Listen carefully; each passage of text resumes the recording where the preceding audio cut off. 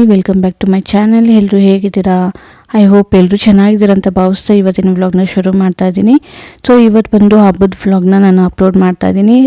ದಯವಿಟ್ಟು ಕ್ಷಮಿಸಿ, ನನಗೆ ಇನ್ನೂ ಸುಮಾರು ವಿಡಿಯೋಗಳಿದೆ, ಎಡಿಟ್ ಮಾಡಿ ಅಪ್ಲೋಡ್ ಮಾಡೋದಕ್ಕೆ ತುಂಬ ಡಿಲೇ ಆಗ್ತಾ ಇದೆ.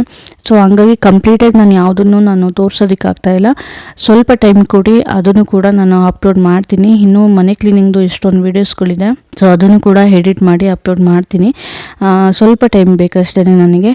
ಸೊ ಇವತ್ತು ಹಬ್ಬ ಅಲ್ವಾ, ಹಾಗಾಗಿ ಹಬ್ಬನ ಹೇಗೆ ಆಚರಣೆ ಮಾಡಿದೆ ಮತ್ತು ಹಬ್ಬದ ದಿನ ನಾನು ಹೇಗೆಲ್ಲ ಮೇಕಪ್ ಆಗಿದ್ದೆ ಅಂತ ಹೇಳ್ಬಿಟ್ಟು ಇವತ್ತು ವ್ಲಾಗ್ನ ಸ್ಟಾರ್ಟ್ ಮಾಡ್ಕೊಂಡಿದ್ದೀನಿ. ಅಂದರೆ ನಾನು ಸಿಂಪಲಾಗಿ ಮೇಕಪ್ ಆಗೋದು, ತುಂಬ ಗ್ರ್ಯಾಂಡಾಗಿ ಎಲ್ಲ ನನಗೆ ಮೇಕಪ್ ಆಗೋಕ್ಕೆ ಇಷ್ಟ ಇಲ್ಲ, ಸಿಂಪಲಾಗಿರೋಕ್ಕೆ ಇಷ್ಟ. ಸೊ ಇವತ್ತು ನಾನು ಸಿಂಪಲ್ ಮೇಕಪ್ನ ಹೇಗಿರುತ್ತೆ, ಹೇಗೆ ಮಾಡ್ಕೊಳ್ತೀನಿ, ಅದರಲ್ಲೂ ನಾನು ಯಾವ್ಯಾವುದು ಪ್ರಾಡಕ್ಟ್ ಯೂಸ್ ಮಾಡ್ತೀನಿ ಅಂತ ಹೇಳ್ಬಿಟ್ಟು ತೋರಿಸೋದಕ್ಕೆ ಇವತ್ತು ವ್ಲಾಗ್ನ ಸ್ಟಾರ್ಟ್ ಮಾಡ್ಕೊಂಡಿದ್ದೀನಿ. ಸೊ ರೆಡಿ ಆದಂಗೂ ಆಗುತ್ತೆ, ನಿಮಗೂ ವ್ಲಾಗ್ನ ಮಾಡ್ದಂಗೂ ಆಗುತ್ತೆ, ತೋರಿಸ್ದಂಗೆ ಆಗುತ್ತೆ ಅಂದ್ಬಿಟ್ಟು ಸ್ಟಾರ್ಟ್ ಮಾಡಿದ್ದೀನಿ. ಸೊ ಇವಾಗ ನಾನಿಲ್ಲಿ ಫಸ್ಟಿಗೆ ರೋಸ್ ವಾಟರ್ನ ತೊಗೊಂಡು ಫೇಸ್ನೆಲ್ಲ ಫುಲ್ ಕ್ಲೆನ್ಸಿಂಗ್ ಮಾಡ್ಕೊತಾ ಇದ್ದೀನಿ. ಇನ್ನೊಂದು ಟಿಪ್ಸ್ ಹೇಳಬೇಕು ನಾನು ನಿಮಗೆ, ನೀವು ಯಾವುದೇ ಒಂದು ಮೇಕಪ್ ಮಾಡ್ಕೊಳ್ಳೋಕ್ಕೂ ಮುಂಚೆ ಐಸ್ ಕ್ಯೂಬ್ನ ತೊಗೊಂಡು ಸ್ವಲ್ಪ ಫೇಸ್ ಮೇಲೆ ಸ್ಕ್ರಬ್ ಮಾಡ್ಕೊಳ್ಳಿ, ಮೇಕಪ್ ಮಾಡ್ಕೊಳ್ಳೋಕ್ಕೂ ಒಂದು 10 ಮಿನಿಟ್ಸ್ ಮುಂಚೆ, ಓಕೆನಾ? ಆಮೇಲೆ ಅದು ಸ್ವಲ್ಪ ನಿಮಗೆ ಪಿಂಕಿಶ್ ಆಗುತ್ತೆ ಫೇಸ್ ಎಲ್ಲ, ಆಮೇಲೆ ನೀವು ಮೇಕಪ್ ಮಾಡ್ಕೊಳ್ಳಿ. ತುಂಬಾ ಚೆನ್ನಾಗಿ ಕಾಣಿಸ್ತೀರ, ನಿಜವಾಗ್ಲೂ ತುಂಬಾ ಎಷ್ಟು ಚೆನ್ನಾಗಿ ಅಂದರೆ ಒಂಥರ ಸ್ಟ್ರಾಬೆರಿ ಸ್ಕಿನ್ ಥರ ಆಗುತ್ತಲ್ಲ ಫೇಸು, ನಿಮ್ಮ ಗ್ಲೋ ಬರುತ್ತೆ ನಿಮ್ಮ ಫೇಸು. ಸೊ ಅವಾಗ ನೀವು ಮೇಕಪ್ ಮಾಡೋದ್ರ ಮೇಲೆ ತುಂಬ ಚೆನ್ನಾಗಿ ಕಾಣಿಸ್ತೀರಾ, ಹಂಗಾಗಿ ಹೇಳ್ತಾ ಇದ್ದೀನಿ. ಇವಾಗ ನಾನು ಫೇಸ್ ಕೆನಡಾ ಅವ್ರದ್ದು ಮಾಯ್ಶ್ಚರೈಸರ್ ಕ್ರೀಮ್ನ ಅಪ್ಲೈ ಮಾಡ್ಕೊತಾ ಇದ್ದೀನಿ. ಸೊ ಇದು ಕೂಡ ತುಂಬ ಚೆನ್ನಾಗಿ ಬ್ಲೆಂಡ್ ಆಗುತ್ತೆ. ಎಷ್ಟು ನೀಟಾಗಿ ಬ್ಲೆಂಡ್ ಆಗುತ್ತೆ ಅಂದರೆ ಇದ್ರ ಮೇಲೆ ನಾವು ಯಾವುದೇ ಥರ ಫೌಂಡೇಶನ್ ಕ್ರೀಮ್ ಆಗಿರ್ಬೋದು, ಅಥವಾ ಕನ್ಸೀಲರ್ ಆಗಿರ್ಬೋದು, ಕಾಂಪ್ಯಾಕ್ಟ್ ಆಗಿರ್ಬೋದು, ಪ್ರತಿಯೊಂದು ಪ್ರಾಡಕ್ಟ್ ಯಾವುದನ್ನೇ ಅಪ್ಲೈ ಮಾಡಿ ಚೆನ್ನಾಗಿ ಸ್ಮೂತಾಗಿ ಬ್ಲೆಂಡ್ ಆಗುತ್ತೆ, ನೀಟಾಗಿ ಬ್ಲೆಂಡ್ ಆಗುತ್ತೆ ಅಂತ ಹೇಳ್ಬೋದು. ಮತ್ತು ಈ ಮಾಯ್ಶ್ಚರೈಸರ್ನ ನೀವು ಔಟ್ಸೈಡು, ನೀವು ಏನೂ ಕ್ರೀಮ್ ಅಪ್ಲೈ ಮಾಡದೆ ಬರೀ ಮಾಯ್ಶ್ಚರೈಸರ್ ಹಚ್ಕೊಂಡು ನೀವು ಔಟ್ಸೈಡ್ ಹೋದರೆ ಸನ್ನಿಂದ ನೀವು ಪ್ರೊಟೆಕ್ಟ್ ಮಾಡ್ಕೊಬೋದು, ಮತ್ತು ಈ ಡಸ್ಟಿಂದ ಕೂಡ ನೀವು ಪ್ರೊಟೆಕ್ಟ್ ಮಾಡ್ಕೊಬೋದು ನಿಮ್ಮ ಸ್ಕಿನ್ನ. ಇದು ಆಲ್ ಇನ್ ಒನ್, ಎಲ್ಲ ಥರ ಸ್ಕಿನ್ ಟೈಪ್ನವರು ಕೂಡ ಯೂಸ್ ಮಾಡ್ಬೋದು. ತುಂಬಾ ಗ್ಲೋ ಕೊಡುತ್ತೆ. ಇದು ಮಾಯ್ಶ್ಚರೈಸರ್ ಅಪ್ಲೈ ಮಾಡ್ಕೊಂಡಾದ್ಮೇಲೆ ಅದು ಮಾಯ್ಶ್ಚರೈಸರ್ದೇ ಎಷ್ಟು ಚೆನ್ನಾಗಿ ಗ್ಲೋನೆಸ್ ಇರುತ್ತೆ ಗೊತ್ತಾ, ತುಂಬ ಗ್ಲೋ ಇರುತ್ತೆ ಸ್ಕಿನ್ನು. ಸೊ ಇವಾಗ ನಾನು BB ಕ್ರೀಮ್ನ ಯೂಸ್ ಮಾಡ್ತಾಯಿದ್ದೀನಿ, ಅಂದರೆ BB ಫೌಂಡೇಶನ್ನ ಯೂಸ್ ಮಾಡ್ತಾಯಿದ್ದೀನಿ. ಮಾಯ್ಶ್ಚರೈಸರ್ ಹಚ್ಚಿದ ಮೇಲೆ ಒಂದು 3 to 5 ಮಿನಿಟ್ಸ್ ಬಿಟ್ಬಿಡಿ, ಯಾಕೆಂದರೆ ಅದು ಸ್ಕಿನ್ನಿಗೆ ನೀಟಾಗಿ ಅಬ್ಸರ್ವ್ ಆಗಬೇಕಲ್ವ. ಸೊ ಹಾಗಾಗಿ ನೀಟಾಗಿ ಸೆಟ್ ಆಗುತ್ತೆ ಫೇಸಿಗೆ. ಅದಾದಮೇಲೆ ನೀವು ಬೇಕಾದ್ರೆ ಫೌಂಡೇಶನ್ನ ಅಪ್ಲೈ ಮಾಡ್ಕೊಳ್ಳಿ, ಅವಾಗಲೂ ಕೂಡ ನೀಟಾಗಿ ಚೆನ್ನಾಗಿ ಬ್ಲೆಂಡ್ ಆಗುತ್ತೆ. ನೀವು ಯಾವುದೇ ಫೌಂಡೇಶನ್ ಹಚ್ಚಿದ ಮೇಲೆ 3 to 5 ಮಿನಿಟ್ಸ್ ಬಿಟ್ಬಿಡಿ ಸೆಟ್ ಆಗೋದಕ್ಕೆ ಫೇಸ್ ಮೇಲೆ. ಸೊ ಯಾಕೆಂದರೆ ಅದು ಚೆನ್ನಾಗಿ ಸೆಟ್ ಆಗಬೇಕು ಫೇಸ್ ಮೇಲೆ, ಇಲ್ಲಾಂತಂದರೆ ನಿಮಗೆ ಪ್ಯಾಚಿ ಅನಿಸ್ಬಿಡುತ್ತೆ. ಸೊ ಅದಕ್ಕೆ ಒಂದು 3 to 5 ಮಿನಿಟ್ಸ್ ಕೊಡಿ. ಸೊ ಅದು ಕಂಪ್ಲೀಟಾಗಿ ಸೆಟ್ ಆದಮೇಲೆ ನೀವು ಬೇಕಾದರೆ ಹೈ ಮೇಕಪ್ಪು, ಫೇಸ್ ಮೇಕಪ್ ಮಾಡ್ಕೊಬೋದು.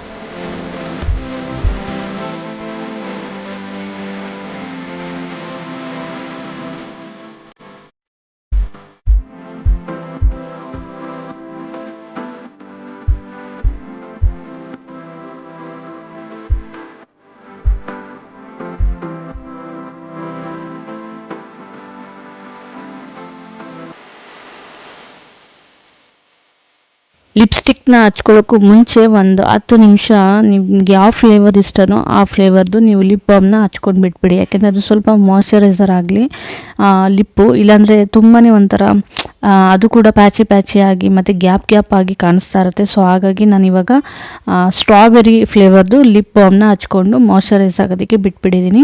ಇದು ನೈಕಾದಲ್ಲಿ ತೊಗೊಂಡಿದ್ದು ಬ್ಲಷರ್ ಮತ್ತು ಹೈಲೈಟರು. ಸೊ ನಾನು ಇವಾಗ ಈ ಹೈಲೈಟರ್ನ ಹಚ್ಕೊಂಡು ಬಂದುಬಿಡ್ತೀನಿ. ನಿಜವಾಗ್ಲೂ ತುಂಬ ಸ್ಮೂತಾಗಿ ಬ್ಲೆಂಡ್ ಆಗುತ್ತೆ. ಹೈಲೈಟರು ತುಂಬ ಚೆನ್ನಾಗಿದೆ.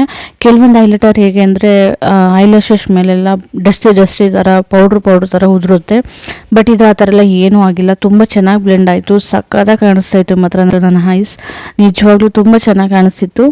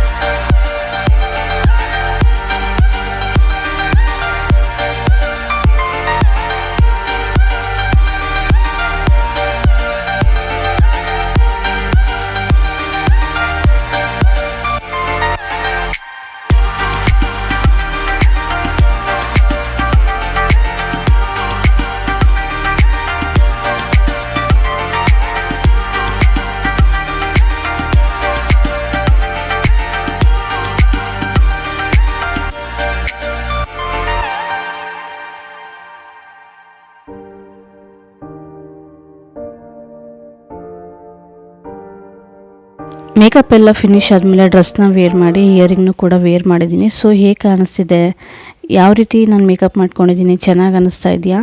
ಸೊ ನಾನು ಇವಾಗ ವಾಯ್ಸ್ ಓವರ್ ಕೊಡ್ತಾ ಇರೋದು ಒಂದೇ ರೀಸನ್ನು, ಆಚೆಗಡೆ ಪಟಾಕಿ ತುಂಬ ಹೊಡಿತಾ ಇದ್ದಾರೆ. ಅದ್ರ ಸೌಂಡಿಗೆ ನಾನು ಏನು ಮಾತಾಡ್ತಿದ್ದೀನಿ ಅದು ಕ್ಯಾಮ್ರಾದಲ್ಲಿ ರೆಕಾರ್ಡ್ ಆಗಿಲ್ಲ, ತುಂಬಾ ಬರೀ ಪಟಾಕಿ ಸೌಂಡ್ ಬರ್ತಾ ಇದೆ.